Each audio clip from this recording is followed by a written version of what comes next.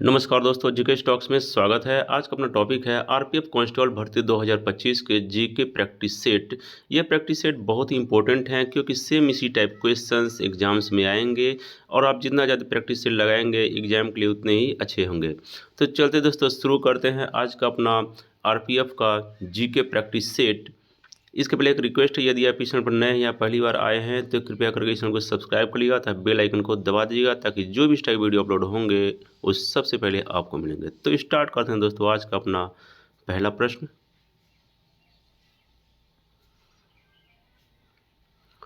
आज का अपना पहला प्रश्न है, आतिशबाजी में हरा रंग किसकी उपस्थिति के कारण होता है? इसका आंसर है बेरियम। बेरियम की उपस्थिति के कारण आतिशबाजी में हरा रंग होता है। अब इससे रिलेटेड इंपॉर्टेंट एग्जाम पॉइंट्स भी हैं। आतिशबाजी में रंगों के कारण बेरियम से चमकीला हरा रंग बनता है आतिशबाजी में, स्ट्रोंशियम से गहरा लाल रंग बनता है और तांबा से नीला रंग बनता है, सोडियम से पीला रंग बनता है। तो ये था जो कुछ तत्व एलिमेंट्स हैं जिसके वजह से आतिशबाजी में डिफरेंट टाइप के रंग बनते हैं। तो चलते हैं अगले प्रश्न पर। अगला प्रश्न है, विशिष्ट सापेक्षता के सिद्धांत का प्रतिपादन किसने किया था? इसका आंसर है एल्बर्ट आइंस्टीन ने। विशिष्ट सापेक्षता के सिद्धांत का प्रतिपादन अल्बर्ट आइंस्टीन ने किया था। इससे रिलेटेड इंपॉर्टेंट एग्जाम पॉइंट्स हैं। विशिष्ट सापेक्षता के सिद्धांत का जो सूत्र है वह है E=mc²। यहाँ पर E जो है ऊर्जा द्रव्यमान ऊर्जा द्रव्यमान जो E है ऊर्जा है, इसका E है द्रव्यमान गुणा प्रकाश वर्ष की गति के वर्ग के बराबर होती है। E हो गया एनर्जी और m मास और c प्रकाश लाइट स्क्वायर।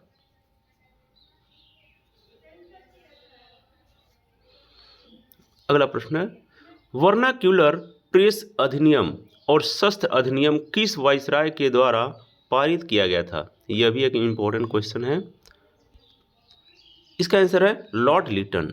लॉर्ड लिटन के द्वारा वर्नाक्यूलर प्रेस अधिनियम और शस्त्र अधिनियम पारित किया गया था।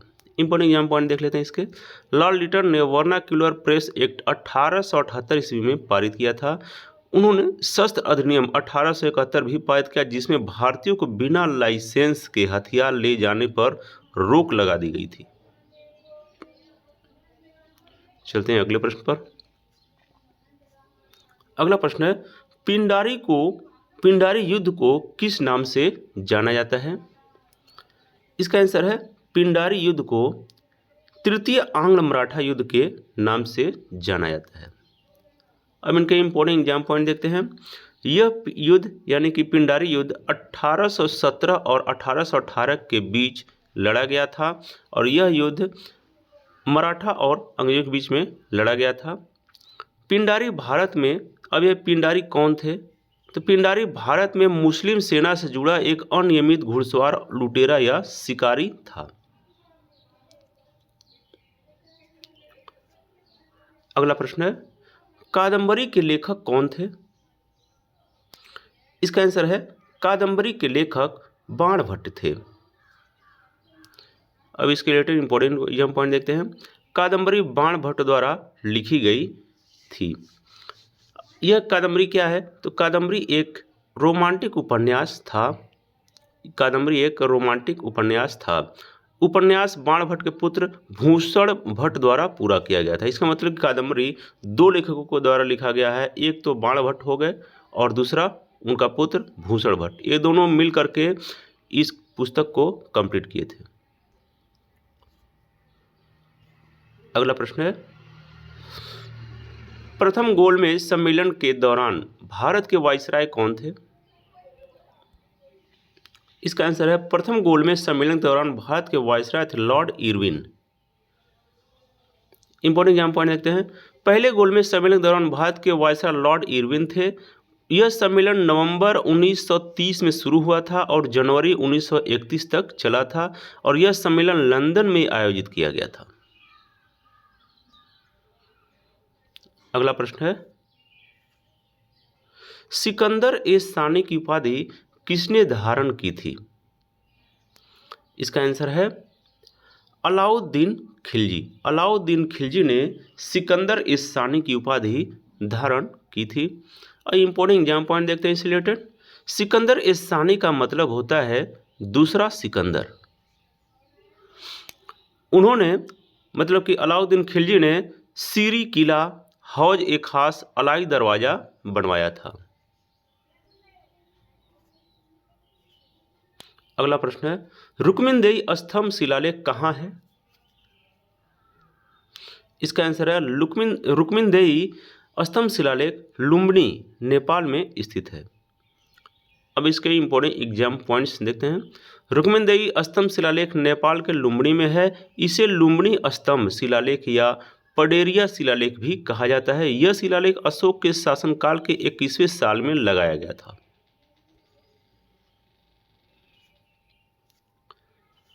अगला प्रश्न है, पल्लव राजा महेंद्र वर्मन द्वितीय को किसने हराया था? इसका आंसर है पल्लव राजा महेंद्र वर्मन द्वितीय को पुलकेशिन द्वितीय ने हराया था।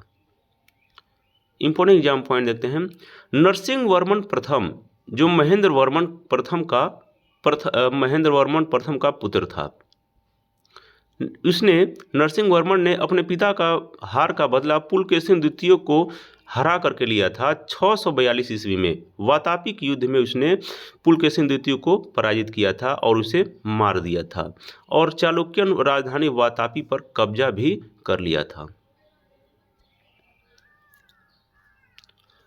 अगला प्रश्न है, राज्यपाल की नियुक्ति कौन करता है? इसका आंसर है राज्यपाल की नियुक्ति राष्ट्रपति करता है। इंपॉर्टेंट एग्जाम पॉइंट, संविधान के अनुच्छेद 153 में कहा गया है कि प्रत्येक राज्य के लिए एक राज्यपाल होगा। अनुच्छेद 154 के अनुसार राज्य की कार्यपालिका शक्ति राज्यपाल में निहित होगी। अनुच्छेद 155 के अनुसार राज्यपाल की नियुक्ति राष्ट्रपति करता है। इसलिए सारे इंपॉर्टेंट एग्जाम पॉइंट्स एग्जाम के लिए बहुत ही इंपॉर्टेंट हैं। अगला प्रश्न है, बैटरी में इस्तेमाल होने वाला अम्ल कौन सा है? इसका आंसर है बैटरी में इस्तेमाल होने वाला अम्ल है सल्फ्यूरिक अम्ल। अब इसके इंपॉर्टेंट एग्जाम पॉइंट देखते हैं। एस्टिक अम्ल सिरका में पाया जाता है। सल्फ्यूरिक अम्ल का जो रासायनिक सूत्र है वो है H2SO4। अगला प्रश्न है, मानव शरीर में ब्लड बैंक का कार्य कौन करता है? इसका आंसर है मानव शरीर में ब्लड बैंक का कार्य प्लीहा, जिसको इंग्लिश में स्प्लीन कहते हैं, करता है। इंपॉर्टेंट एग्जाम पॉइंट, प्लीहा फेफड़े के नीचे पाई जाती है।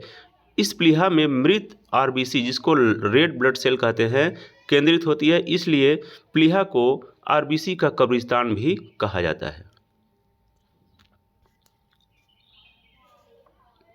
अगला प्रश्न है, क्रेब्स साइकिल में किसका संश्लेषण होता है?